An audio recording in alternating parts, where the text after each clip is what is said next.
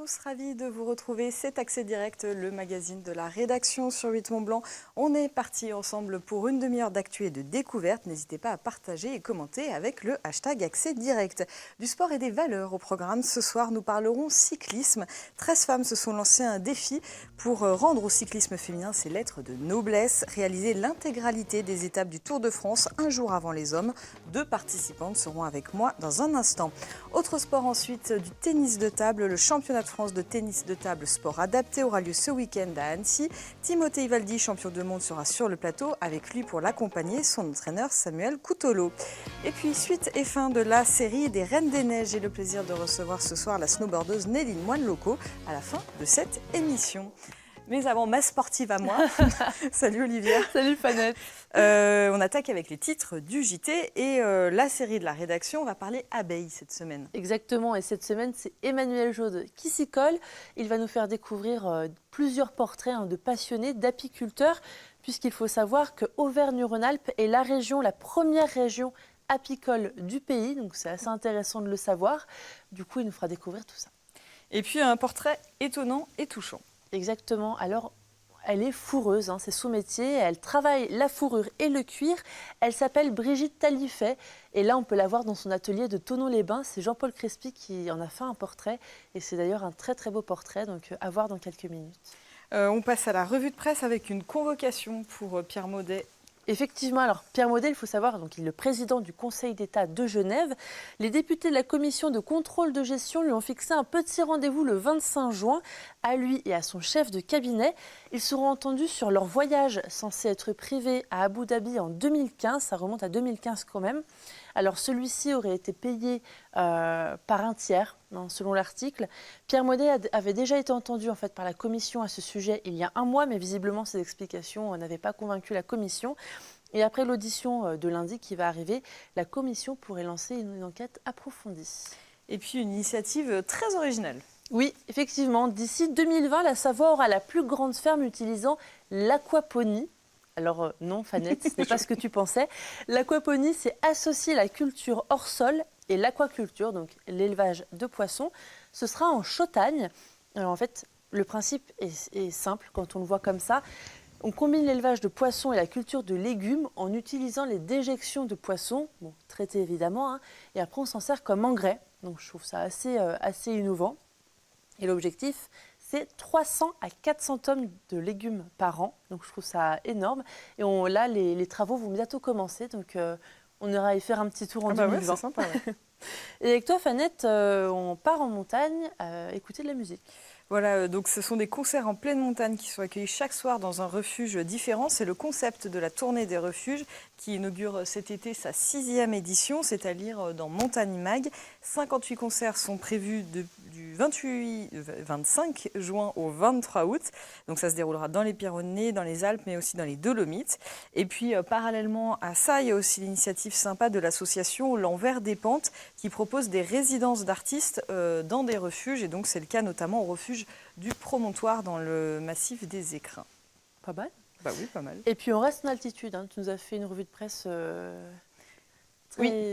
je trouve pas le mot, en altitude. très montagnarde. Et donc c'est un petit clin d'œil en fait posté par Météo Alpes sur Facebook. En fait, cette photo est plutôt rigolote, je trouve. On est vraiment été-hiver. Donc là, c'est un cycliste. En plus, on va parler cyclisme dans quelques secondes, qui est au niveau du col de l'Iseran. On voit encore, les cols sont ouverts, mais on voit encore les quantités de neige. Impressionnant. Donc assez impressionnant. Merci. Tout à l'heure pour le rappel des titres. On continue donc comme promis à parler cyclisme avec nos invités du jour.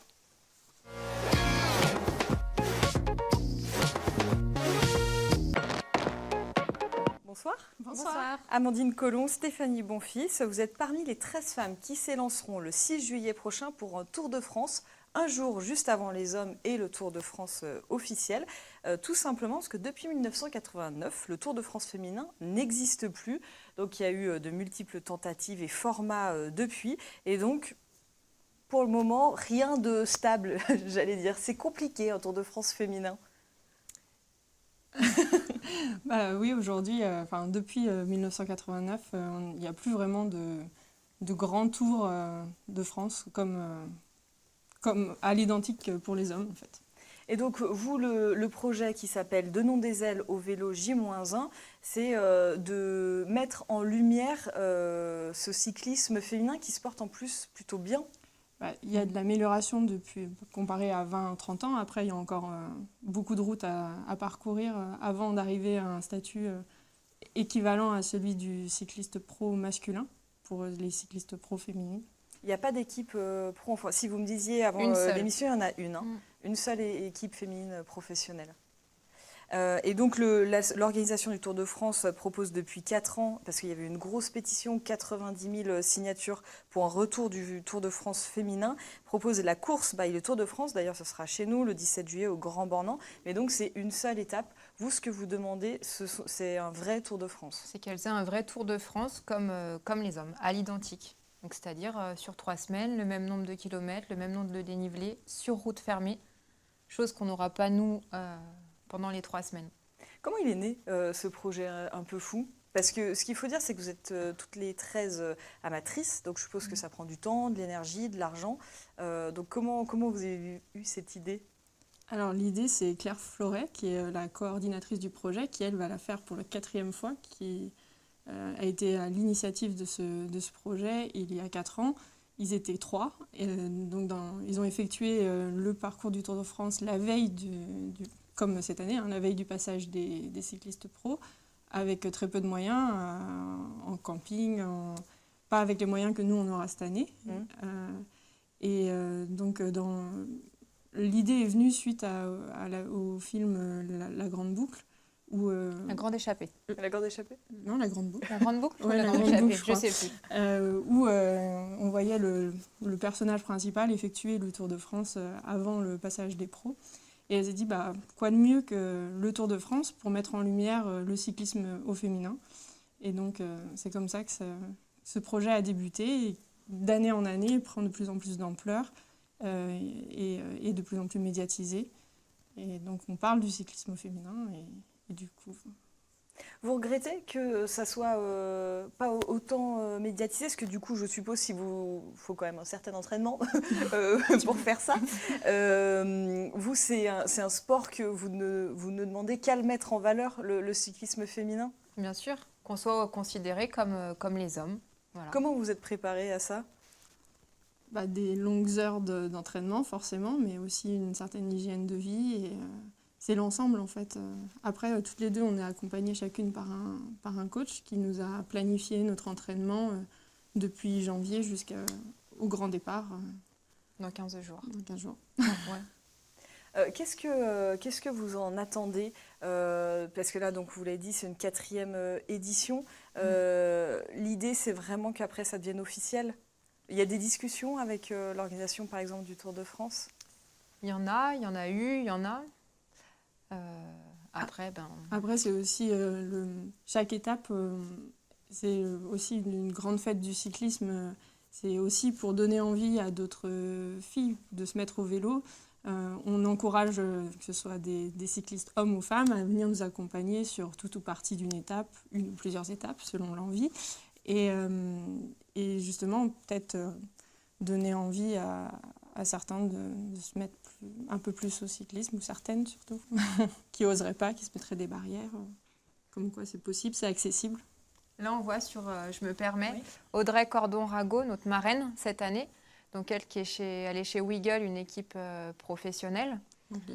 Anglaise, voilà. Donc ce sera notre marraine et notre parrain, c'est Warren Barguil. Il existe le Tour, le Giro, en Italie. Donc comme quoi c'est possible. Bien sûr, tout est possible. Il faut juste donner les moyens à cette grande course d'exister aussi, quoi.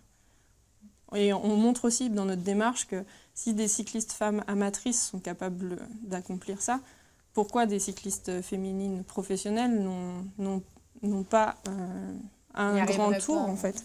On ne donne pas les moyens à ces filles de courir un grand tour au même titre que les hommes. Vous êtes soutenue justement par des équipes professionnelles, alors il n'y en a qu'une féminine mais aussi masculine, par le monde professionnel du cyclisme où c'est difficile de se faire entendre? On est soutenu, on a beaucoup de partenaires. Cette année, on en a encore plus que les années précédentes. Donc, on est soutenu par la Fédération française de cyclisme. On est soutenu par Sojasun, par Castelli, qui est une grande marque d'équipement de vélo.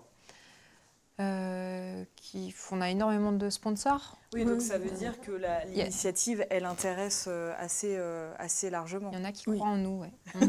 Heureusement. Qu'est-ce qu'on vous souhaite du coup pour le grand départ, je l'ai dit, le 6 juillet. Qu'est-ce qu'on peut vous souhaiter? De prendre beaucoup de plaisir, de partager cette aventure qui va être une belle aventure sportive, certes, mais aussi une très belle aventure humaine. Du courage. Du courage, oui, aussi. Si vous êtes entraîné, il n'y a pas besoin, tout va bien. Non. De profiter. Et donc, je rappelle que chacune et chacun peut vous rejoindre, puisqu'il y a 3 étapes. Vous êtes toutes les deux du coin, hein, ça, je ne l'ai pas dit. Il y a 3 étapes en Pays de Savoie, avec, qui, dans le coin, je vais y arriver. Et donc, les Savoyards et Savoyardes peuvent vous rejoindre. Tout est sur le site. Donc, sur la page Facebook, Donnons des ailes au vélo J-1. Et après, oui, sur le site et sur les réseaux sociaux. Ouais. Il y a les radios aussi qui vont en parler, les journaux. Donc voilà, que les gens n'hésitent pas à venir nous rejoindre, et ils seront les bienvenus. Et on peut faire qu'un tout petit bout. Que ce soit pour faire 10 ou toute l'étape, il n'y a pas de souci, c'est avec plaisir. Eh ben, merci beaucoup d'être venu nous en vous parler sur le plateau d'Accès Direct. Merci. Merci à vous. On va rester dans le sport avec les championnats de France de tennis de table de sport adapté. Ils ont lieu ce week-end à Annecy. Bonsoir à tous les deux. Bonsoir. Alors, Samuel Coutelot et Timothée Ivaldi. Timothée, triple champion de France, champion du monde par équipe. Et là, donc, une compétition à domicile. C'est une année parfaite. Ouais, une année parfaite. On est content. Nous, on accueille les Championnats de France senior en sport ATP au Parc des Sports Annecy. Eh bien, les gens me voient. C'est pas de pression, mais c'est vraiment. Pas de pression? Non. Parce que 400 sportifs quand même d'une 50aine de clubs de toute la France. Donc il y a quand même, le niveau va être élevé. Ouais, le niveau est très élevé. Il y a le meilleur français en compétition internationale, le meilleur français 3 mondiales. Un bon niveau. Hein. Au Championnat de France, un bon niveau, ouais. Samuel Coutelot, donc vous êtes l'entraîneur de Timothée. Comment on se prépare à une compétition comme celle-ci? On s'entraîne beaucoup, pour commencer. Timothée, c'est 15 heures d'entraînement par semaine environ, avec du travail physique, bien sûr, du travail technique. Et puis c'est quelqu'un qui est passionné par son sport, donc il est toujours la tête dedans. Et voilà. Oui, c'est ça, hein, j'avais vu 10 à 15 heures par semaine, donc beaucoup de travail, avec un objectif quand même en ligne de mire, si je ne me trompe pas, ce sont les Jeux paralympiques de Tokyo en 2020, parce qu'aujourd'hui tu as 17 ans, donc pourquoi pas les Jeux paralympiques dans 2 ans? Ouais, d'abord Paris, c'est un objectif Paris, et je peux arriver à Tokyo et vraiment bien, aller aux Jeux paralympiques Tokyo 2020. Là aussi, gros objectif et du coup, beaucoup de travail en amont. Gros objectif, beaucoup de travail. Timothée est rentré dans l'équipe de France sport adapté en début d'année dernière. Ça a été un petit peu une surprise pour nous. On ne s'attendait pas forcément à ça. Lorsqu'il y a 3 ans, on l'a lancé en sport adapté. Mais voilà, par son travail et son abnégation, il a prouvé qu'il avait les capacités d'aller vers le haut.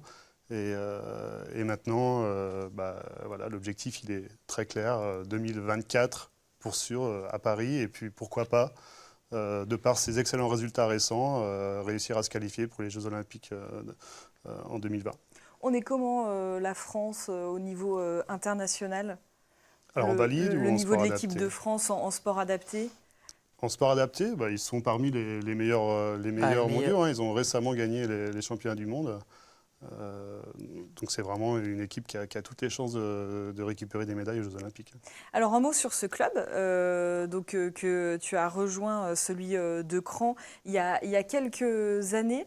Vous vous êtes consacré justement au tennis de table, sport adapté depuis longtemps. Comment on en vient à accompagner des jeunes là-dedans? Alors ça s'est vraiment fait à travers Timothée. Tu es à l'origine Il est à l'origine de la section sport de la adapté filière. du club de Cran-Gévrier tennis de table. Dans un premier temps, il est arrivé au club et il a joué en valide. Et puis, on s'est posé la question de savoir si on pouvait éventuellement le lancer en sport adapté. Et pour cela, il fallait créer une section sport adapté. On l'a donc fait. Et puis maintenant, on a une dizaine de licenciés dans cette section-là qui viennent s'entraîner chaque semaine pendant 1 heure. Parce que quand on parle de sport adapté, on va le rappeler, c'est pour les personnes en situation de handicap intellectuel et ou psychique. Comment on fait si les personnes qui nous regardent sont intéressées pour rejoindre le club? Alors pour rejoindre le club, il suffit de me contacter. Dans un premier temps, d'aller peut-être sur le site web du club, www.cran-tt.fr. Là, il y a toutes les informations. Et puis, me contacter et on va arranger quelque chose pour pouvoir réussir à les intégrer au club via les entraînements que l'on fait chaque semaine, mais également ça peut être sur des entraînements ponctuels en groupe, des choses comme ça. Le tennis de table se prête bien au sport adapté parce que je crois notamment, par exemple, toi, tu avais commencé par du tennis et puis ensuite tu as basculé sur le tennis de table. Donc c'est un sport qui se prête bien au sport adapté? Bien sûr, c'est accessible à tout le monde, jeunes, moins jeunes, valides, handicapés. Ce n'est pas du tout un problème. À chaque handicap, on va essayer de trouver des solutions pour s'adapter, pour trouver des exercices qui correspondent et qui fassent en sorte que les personnes puissent s'amuser et prendre plaisir derrière la table. Toi, Timothée, qu'est-ce qui t'a motivé dans ce sport-là? Qu'est-ce qui te plaît tant? Parce que pour y passer 15 heures par semaine, je suppose qu'il faut avoir un peu d'envie. L'étape de ping, moi j'aime bien les maths. Moi, j'aime bien les entraînements, le physique, les chaînes de vie d'un sportif de haut niveau et la respiration, respirer, voilà, étirement, voilà. Donc pas grand-chose qui ne te plaît pas dans le tennis de table. Tout. C'est mixte? C'est mixte, effectivement. Les femmes peuvent jouer au tennis de table. Puisqu'on parlait de sport féminin avant, je pose la question. On va parler quand même de ces championnats de France, parce que c'est une première pour la Haute-Savoie. Grosse organisation, donc 400 sportifs, pas mal d'accompagnants, de bénévoles. Donc je suppose que ça prend un peu de temps et d'énergie. Ça prend beaucoup de temps avec l'équipe organisatrice des championnats de France de sport adapté, donc dirigée par le comité départemental de sport adapté de Haute-Savoie. On a commencé à travailler dessus il y a environ 6 mois et puis petit à petit ça se met en place. Et là on arrive au bout, c'est dans quelques jours maintenant. Tout le monde est impatient de commencer. Comment ça va se passer du coup? Parce que c'est réparti sur 3 jours.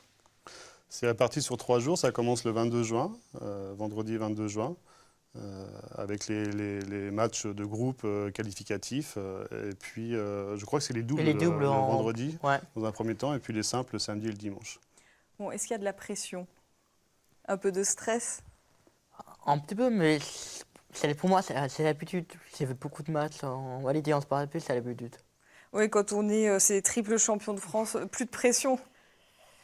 Il va falloir le défendre, le titre.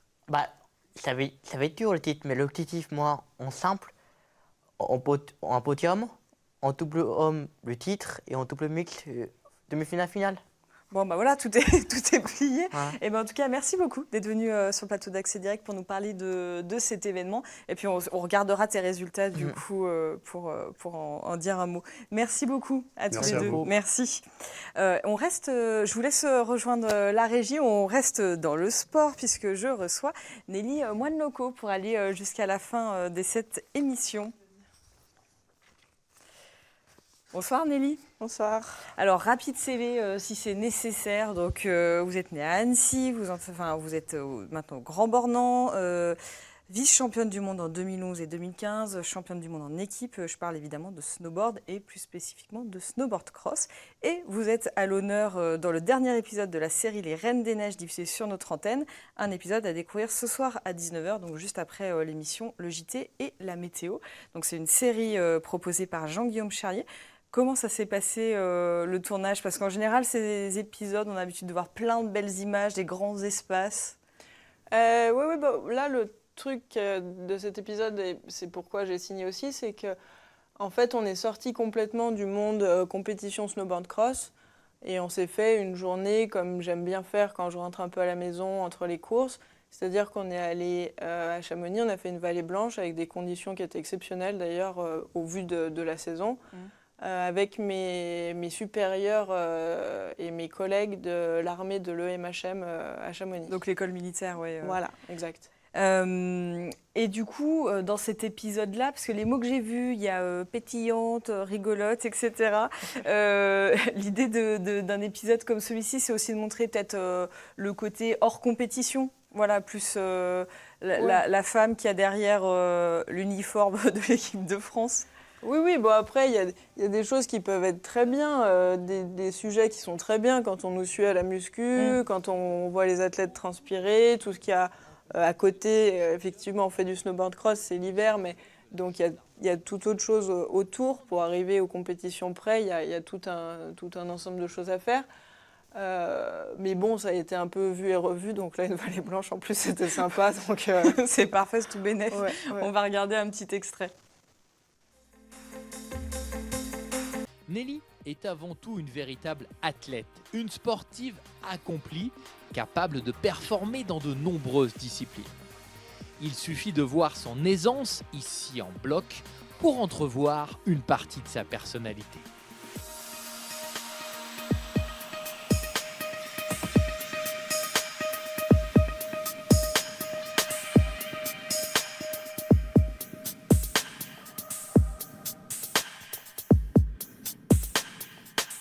Papa m'a obligée à repasser ma 3e étoile avant que je me mette au snowboard.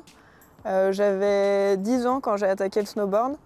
Donc 3e étoile repassée, 1er snowboard acheté. Au début, c'était vraiment pour me marrer. J'allais avec mon cousin Bastien le week-end et puis le mercredi sur les pistes au Grand Bornand. Et puis un coup, je ridais toute seule, peut-être un mercredi, et il y a un gars au Grand Bornand, l'entraîneur du club du Grand Bornand, qui est venu me voir, qui m'a dit « Ah, c'est toi la petite moine locose. Bon, alors nous, on a entraînement avec le club, est-ce que tu veux venir ?» Alors j'y suis allée, et puis il y avait les championnats de France peut-être une semaine après. Alors il m'a dit bah, « Viens au championnat de France », et en fait, je suis allée aux France, et puis j'ai gagné mes premiers championnats de France comme ça. Alors là, vous me disiez, au fait, vous découvrez les images. Ouais. Donc, vous avez vu les chaussons ouverts. Ouais. Professionnel jusqu'au bout. Un reportage comme celui-ci, alors c'était après les JO, juste après. Dans quel état d'esprit on est après des Olympiades? Pour une journée comme ça, on met un peu la tristesse de ce côté. Et, non, mais les Jeux, ça a été très dur, ça a été une vraie désillusion. Je l'ai hyper mal vécu, pour être honnête. Ouais, vous avez manqué le podium, d'ailleurs, avec vos coéquipières ouais, non, mais aussi. non, ouais. Ouais. Non, il me manquait quelque chose. Ce qui est dommage, c'est que je voulais vraiment marcher au JO. J'ai fait une grosse préparation. Je pense que j'ai pas raté grand-chose dans la préparation. Je suis arrivée prête, psychologiquement, de toute évidence non en fait, mais physiquement pour le coup j'étais prête, techniquement j'étais prête. Et de rater un événement comme ça, qui est tous les 4 ans à mon âge, c'est vrai que j'étais vraiment très triste. Là ça y est, on est reparti sur une nouvelle saison, ça va, je repars sur un nouveau cycle de 4 ans, donc ça va. Je sais ce que j'ai à travailler, mais ça a été vraiment dur à encaisser, beaucoup plus dur que les 2 autres Olympiades. Ouais. Qu'est-ce qui a manqué du coup avec le recul aujourd'hui, puisque là ça fait plusieurs mois? C'est difficile à dire, ça fait plusieurs mois, mais ceci dit, la finale des Jeux Olympiques, j'ai réussi à la regarder il y a quelques semaines en fait, parce que j'avais pas du tout envie de me remettre dedans. C'est délicat à dire ce qui a manqué, c'est toujours pareil, c'est du sport de haut niveau, ça ne joue jamais à grand chose. à un certain niveau, tout le monde est plus ou moins pareil techniquement, physiquement. Et puis après, c'est le déclic, le grain de folie qui fait que ça marche sur une course comme ça. Je serais incapable, pour être honnête, je suis incapable de le dire pour l'instant. Là, au mois de juin, vous en êtes où? La saison dernière, c'est terminé. Vous êtes déjà dans la prochaine. Vous avez pu souffler quand même un peu? Ouais. Non, oui, on a eu le temps de souffler pendant plus d'un mois. Et puis là, là, on est reparti pleine balle pour la prochaine saison. Cette année, on a décidé de faire que du physique. C'est-à-dire qu'on ne va pas du tout aller sur les glaciers au printemps, été. On retournera en glacier, sur la neige à partir de l'automne. Donc voilà, c'est bien, ça casse un peu le rythme. Depuis plusieurs années, on avait l'habitude de faire beaucoup de neige sur les glaciers en Europe et après de partir un gros cycle en Amérique du Sud. Là, cette année, on change complètement. On reste Albertville, maison Albertville, muscu. D'ailleurs, là, vous y étiez juste avant le juste plateau. là, j'y étais, ouais. Justement, à Albertville, on a passé quelques images hier, puisqu'on peut suivre vos entraînements grâce notamment au compte Instagram de la Fédé de ski.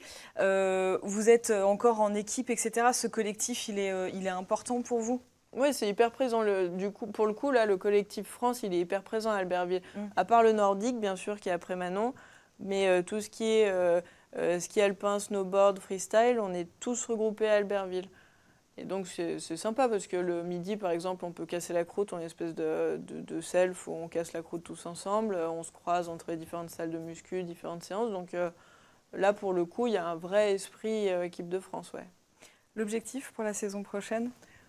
Ils n'ont pas été encore définis de façon claire. Après, je suis assez satisfaite dans le sens où on a eu un espèce de remodelage avec le staff. Je pense que j'avais besoin de ça pour moi rebondir aussi pour un cycle de 4 ans.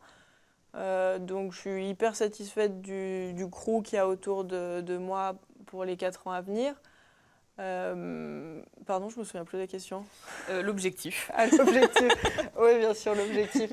Et gagner, de toute façon, c'est bien toujours pareil. On fait du sport de niveau, c'est pour gagner. Hein, Non, mais les top 10, c'est bien, mais enfin, gagner. Ouais. C'est tout le mal qu'on peut vous souhaiter. Merci beaucoup d'être venu sur le plateau. Et donc, je rappelle qu'on peut découvrir votre épisode des Reines des Neiges diffusé ce soir sur l'antenne dès 19h. C'est rediffusé toutes les 4 heures, donc on ne peut pas le manquer. Merci beaucoup. Merci. Merci, bonne soirée. Bonne soirée.